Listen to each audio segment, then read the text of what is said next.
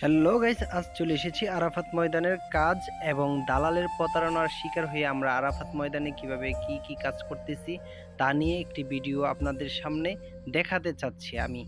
আসসালামু আলাইকুম ওয়া রাহমাতুল্লাহ। আমরা সবাই আজকে কাজে যেতেছি। আমাদেরকে বলা হেরেম শরীফের কাজের কথা। তো হেরেম শরীফের কাজ মনে হয় না পাবো, তো যাই সে দেখি কি কাজ মিলে।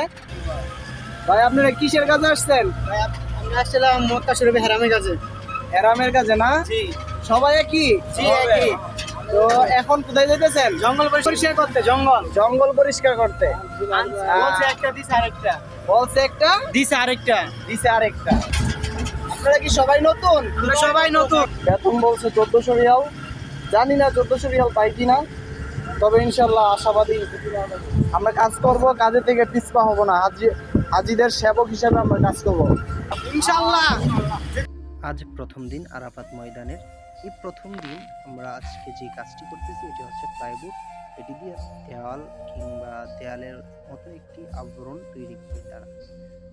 প্রথম দিনের এই কাজটি পেয়ে আমরা অত্যন্ত খুশি ছিলাম যে হয়তো কাজটি খুবই সহজ হবে। আমাদেরকে দিয়ে হাদিদ টানানো হচ্ছে, বলেছিল আমরা নাকি ক্লিনার। আসলে আমি ক্লিনারের কোনো নাম কিংবা কোনো কিছুই খুঁজে পাইনি, কারণ আমরা যে পরিশ্রমের কাজগুলো করেছি এগুলোকে আমরা বলে থাকি দিনমজুর কিংবা লেবারের কাজ। আমরা আসার পর দেখতে পেলাম যে এখানে কোনো জিরানোর মতন কোনো পরিস্থিতি নাই, খাওয়ার মতো পানি নাই, পানির লাইন সব কিছু বন্ধ।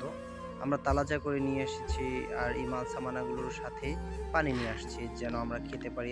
অনেক মাল সামানা, এগুলো আনার পর আমাদেরকে নিজেদেরই নামাইতে হয়েছে। নামানোর পর এখানে রাখলাম, এগুলো সব কিছু আবার মোয়াল্লেম দ্বারা আবার নতুন করে ফিটিং করা হবে। তো ভাই মূলত আরাফাত স্টেশন 3 এখানে আমরা আছি।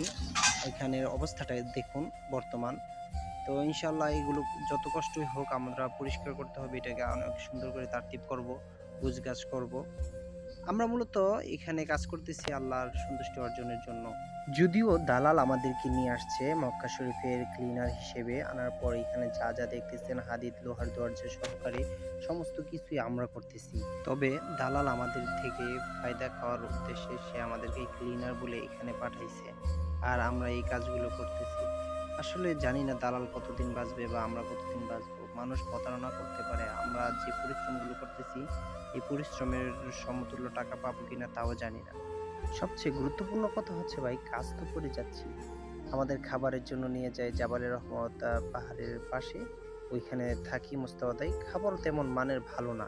সকালবেলার খাবার দেয় রুটি, জুবনা, আর আপনার ঠিক এই পরিশ্রমের পরে দুপুরবেলার খাবারটা পাই আমরা শুধু এক ধরনের খেপসা, যেগুলো খাইতেও পারি না, লাল লাল।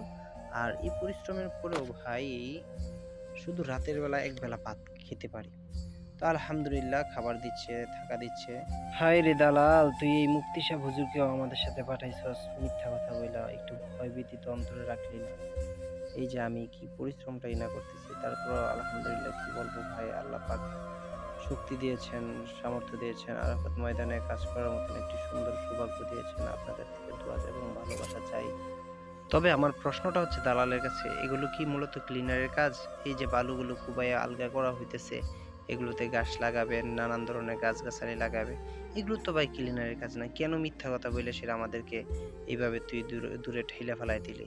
তারপর দেখ আমাদেরকে, দেখ কারেন্টের তারগুলো মাটির নিচে ডাবানো হইতেছে, এদিক থেকে ওই দিক করা হইতেছে, এগুলো তো ভাই ক্লিনারের কাজ না। যাই হোক, যারা আরাফাতের ময়দানে আসবেন কাজের জন্য তারা অবশ্যই সতর্ক হবেন এবং সাবধান থাকবেন, যেন ভবিষ্যতে আপনারা আসার আগে প্রতারিত না হন। অবশ্যই মনে রাখবেন আরাফাত ময়দানের বেতন হচ্ছে 2500 থেকে 3000 রিয়াল পর্যন্ত। বর্তমানে কাজ অনেক গুছিয়ে নিয়ে আসছি, অনেক সুন্দর পরিবেশ হয়েছে। সামনের একটু অংশটা দেখুন। দেশে যাওয়ার নাই উপায়, নাইচা নাইচা পাসপোর্ট করলাম বিদেশের আশায়। আলহামদুলিল্লাহ অনেক সুন্দর। দেখুন গাছগুলো আমরা লাগাইছি, অনেক সুন্দর লাগতেছে আলহামদুলিল্লাহ। ঝর্ণা একটা চালু হয়েছে আলহামদুলিল্লাহ। আমাদের আরাফাতের ময়দানের কাজ প্রায় শেষের দিকে, এখন শুধু মোকাইবগুলো লাগানো বাকি এবং সোফাগুলো তারতিব করার বাকি। চেয়ার হাজিরা যেন এখানে বসতে পারে, শুইতে পারে, এই সোফা এগুলো এরকম আছে আর কি। মাশাআল্লাহ ফর্সা বিছে। আপনার 10টা খিমার মধ্যে আমরা 2-3টা খিমা অলরেডি কমপ্লিট করেছি, আর বাকিগুলো কিছু করার বাকি আছে, করতেছি। এর ভিতরে খিমার ভিতরে একটি গাছ পড়লো, ফরিদ ভাই ফরিদ ভাই কাটতেছে। আমি জিজ্ঞাসা করছিলাম যেন ভাই কেন কাটতেছেন, বলতেছে যে ভাই কি বলবো, এদের কথা এরা তো বুঝে না, এরা যেমনি বলে এমনি কাজ করতে হয়, আর এরা হচ্ছে মুখ মাফিয়া, এরা এই কারণে গাছগুলো কেটে ফেলতেছে। যাই হোক, আমরা একটু সামনে আসলাম, সামনের দৃশ্যটা আপনাদেরকে দেখানোর জন্য। মক্তবের সামনে একটু ঝর্ণা সিস্টেম করছে। এখানে টোটাল 3টা ঝর্ণা আছে, আলহামদুলিল্লাহ। দেখুন 3টা ঝর্ণা, আলহামদুলিল্লাহ অনেক সুন্দর লাগতেছে। জায়গাটা, পরিবেশটা কত সুন্দর হয়েছে, সবই আমরা পরিশ্রমের প্রতিফল, আলহামদুলিল্লাহ। এই ভাই অত্যন্ত পরিশ্রমের, উনি আশা করে বলল মাশাআল্লাহ ভাই আপনারা তো অনেক কাজ করে ফেলছেন। কাজ মোটামুটি গুছানো শেষ, আমাদের শেষ পর্যায়ে চলে এসেছে। যাক আলহামদুলিল্লাহ, মোটামুটি অনেক কাজ আগিয়ে ফেলেছি। এইতটুকুই আরাফাতের ময়দানের কাজ, আর এখন থেকে খিমাগুলি একটু একটু মুছতে হবে। এখানে একটি পাখির বাসা ছিল, খুবই চমৎকার লাগলো।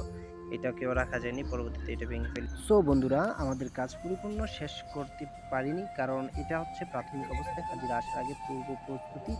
পরবর্তীতে এগুলো সম্পূর্ণ মোস্তফাদায় ফেরত দিতে হবে। এইভাবেই আরাফাত ময়দানের কাজ সমাপ্ত হয়।